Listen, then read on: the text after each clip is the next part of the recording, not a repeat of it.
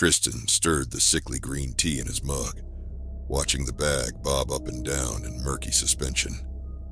He took a sip, cringed, and grunted in disgust. Far from being satisfying, he thought it tasted like wet grass and regret. He sighed and left the break room, entering the office corridor and pressing the elevator button with the same tired resignation he'd applied to his third cup that morning. The mirrored elevator doors reflected a man worn thin, tired eyes and a mouth set in a permanent downturn. He tried not to look at the strands of premature gray creeping over his ears. He took another sip of his matcha, forcing himself to swallow, trying not to think of how closely the drink resembled something he once scraped off the wheels of his lawnmower. Sighing heavily, Tristan glanced at his watch. He'd had back-to-back meetings all morning and hadn't felt needed for any of them, having so far only sat silently, taking notes and nodding as higher-ups talked in circles for an hour, while ultimately saying nothing. Just a few more years, he reminded himself for the millionth time. A few more years proving yourself, then you'll be promoted to manager, then director, then you'll have made it. He took another sip of matcha and grimaced, struggling between forcing himself to swallow or spitting it out. It was a few moments before he noticed the old man who had come to stand beside him, waiting for the elevator. The old man looked sideways at Tristan and grinned. "Just switched to tea, eh?" Tristan forced himself to finally swallow and nodded. Yeah.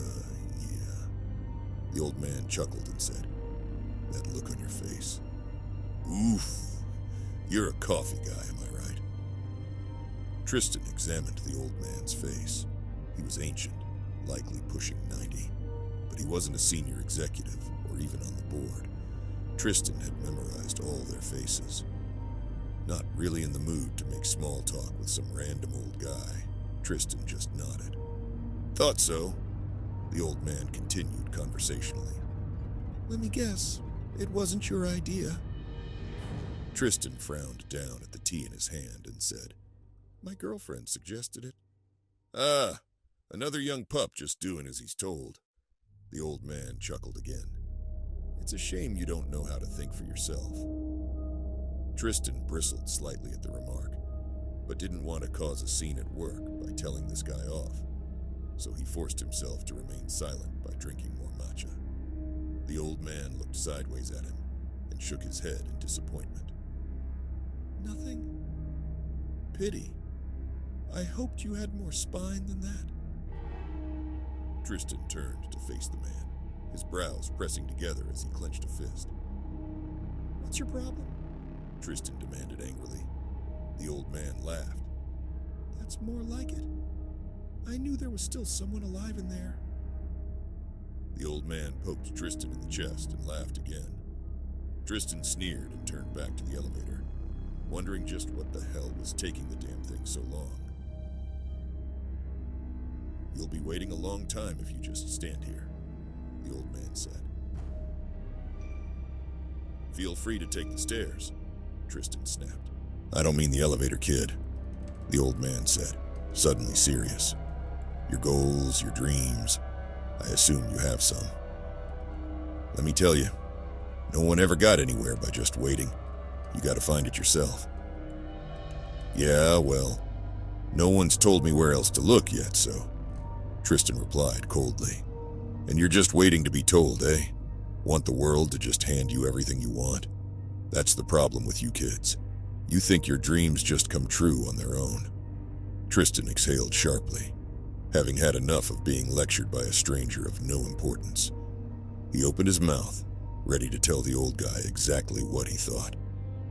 Then something was pressed into his chest, a folded sheet of paper, bronzed by time. "Lucky for you, kid," the old man whispered conspiratorially. "That's exactly how your world works today." What is this?"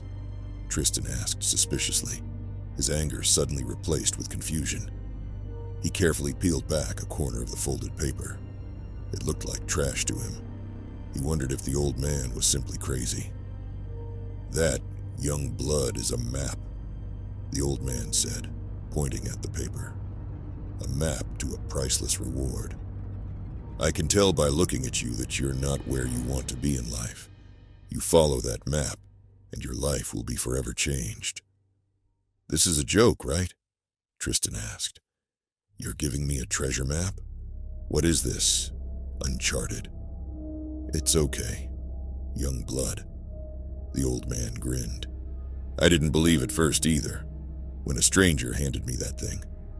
Took me 37 years to take it seriously. Wasted a lot of time. But if I knew then what I know now, I wouldn't have hesitated for a second."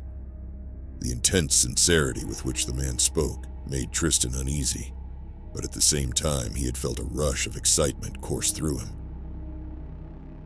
Even if the man was crazy, this was the most interesting thing that had ever happened to him. So why not play along?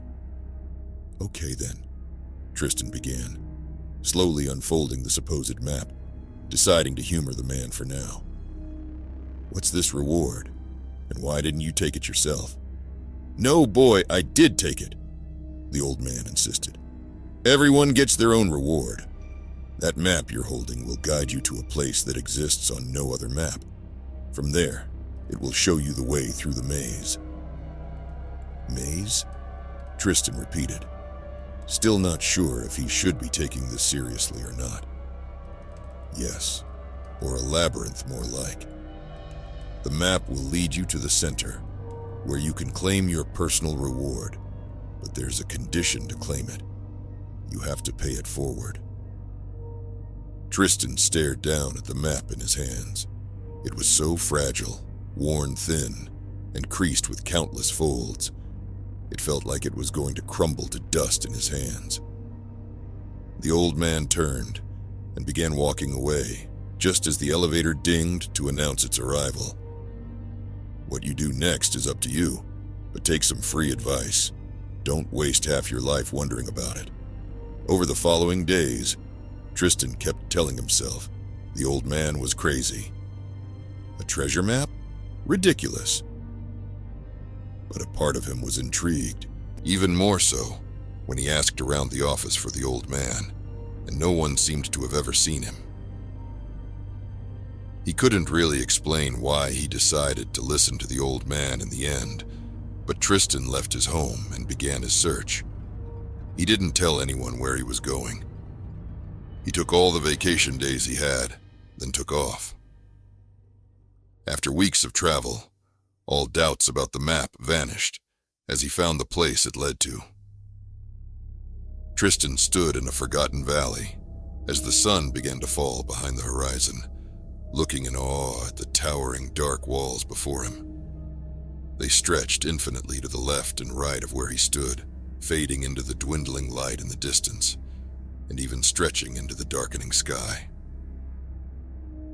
An archway towered over Tristan, a gaping mouth that marked the entrance to this place.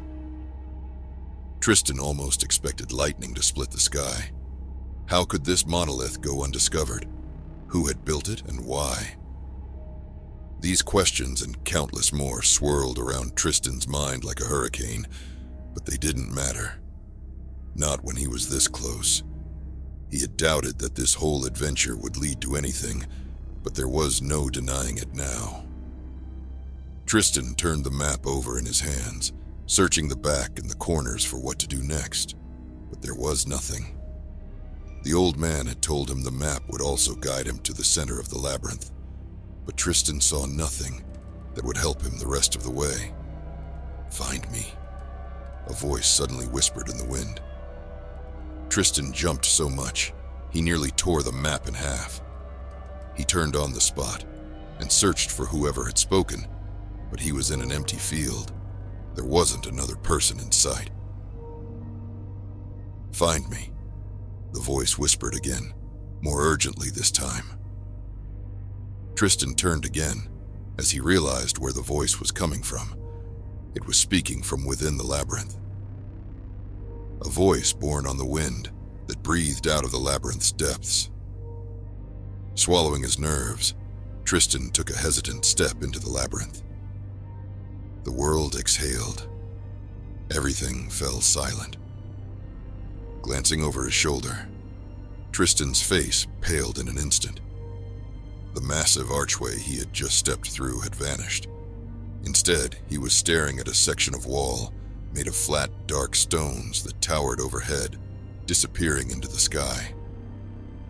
Tristan stumbled forward and pressed his hand against the wall, pressing hard and breathing fast. No, no, no, no, Tristan muttered in a panic as he felt all around the wall, looking for a way to get back out, but to no avail. After a few minutes of fruitless efforts, Tristan sat down in the dirt with his back against the wall, wondering what he should do now. He took several slow, deep breaths and managed to ease his sense of panic. As he calmed down, he began to examine the area around him. There were 3 paths, leading left, right, and directly ahead of him. Each one stretched into shadows. Tristan looked down at the useless map in his hands.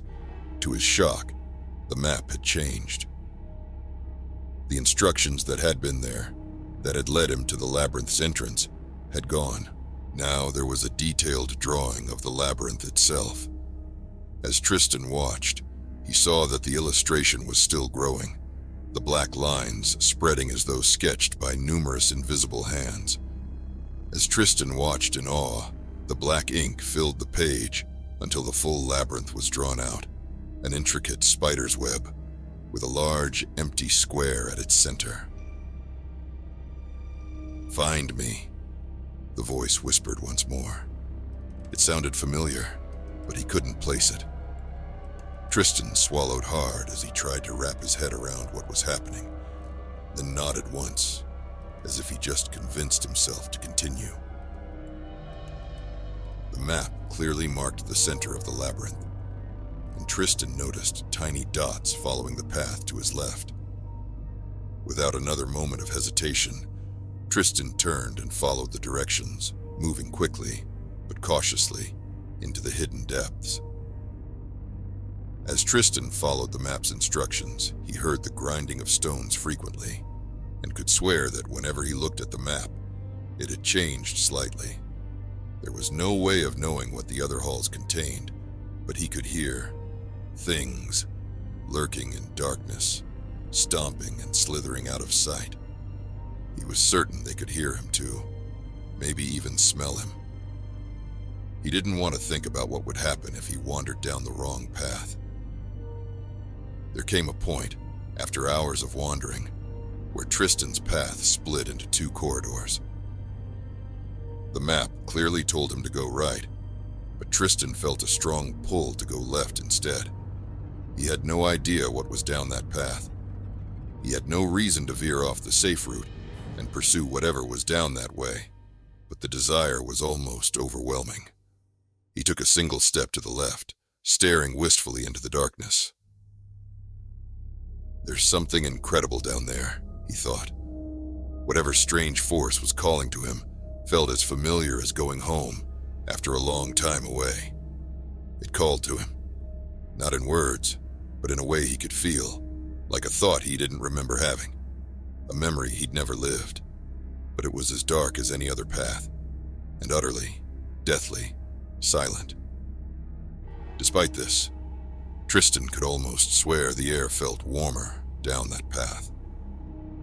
Tristan took another step forward, dreaming of what wonders might be that way. "Find me," the voice whispered again, louder. Tristan snapped out of his dreamlike state. He turned and hurried along the path the map told him to go, already forgetting about the alluring alternative route that had called to him. Tristan lost track of how long he had been walking, though it felt like days. He rounded another bend and saw the infinitely large hall widen, revealing a bright silver light. Tristan gasped slightly as he realized this was the center of the labyrinth. He'd made it. Stumbling forward, Tristan fell to his knees on the grass before a raised platform that marked the center of the maze. Wiping the sweat from his eyes, Tristan glanced around, taking in his unremarkable surroundings. The only thing in the courtyard to see was the platform in front of him and the tall, shining object standing atop it. The light seemed to emanate from the object itself. It had an ornate frame made of silver, which twinkled enticingly. The frame held a simple, full-length mirror. Tristan stared up at the mirror with growing confusion. Was this it? This was the prize? Find me, the voice whispered again suddenly, this time with much more insistence. Tristan flinched at the sound, as it was louder than ever before, and it sounded as if it came from the mirror. This time, now he was so close. Tristan recognized the voice. It was his own, speaking out of the mirror with urgency. The hairs on his arms and the back of his neck stood on end as Tristan stared with wide eyes at the mirror. The surface seemed to shimmer like a small pond, reflecting the light of a full moon. Tristan slowly moved closer, unblinking as he climbed onto the stone platform and stepped in front of the mirror. When he looked at his reflection, Tristan gasped. Where his reflection should have been, there was instead a strange yet familiar face. The old man from the office, who had encouraged Tristan on this adventure, stood in the mirror, looking out at Tristan with a hard and hungry gaze. "Hey, young blood, you found me," the old man said with a grin. He spoke with Tristan's voice. "What? How?" Tristan stammered. "What's happening?" Tristan suddenly felt an ice-cold sensation grip his chest. He gasped from the shock of it and clutched a hand to his heart as he stumbled, almost falling to his knees. Glancing up, he saw the old man in the mirror begin to change. His white hair began to fill with color, becoming light brown and thick. The wrinkles on his face began to fade, and his skin became smooth. Tristan looked down at his hands, and his breath caught in his throat. His skin was shriveling before his eyes, the color draining fast, his fingers curling like brittle twigs, his veins pressed against thin and papery skin, his hands weak and trembling. "Help," Tristan croaked, looking up at the old man in the mirror. But the old man didn't look old anymore. As Tristan stared, finally falling to his knees as his legs suddenly became too frail, he saw that the old man had become more youthful in only moments, becoming decades younger. What truly horrified Tristan, though, was the old man's new, youthful face. It was his own. Tristan reached up and touched his face with trembling fingers.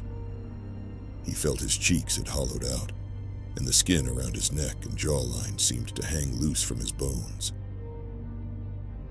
"Sorry, young blood," the man in the mirror said with Tristan's voice, now wearing Tristan's face.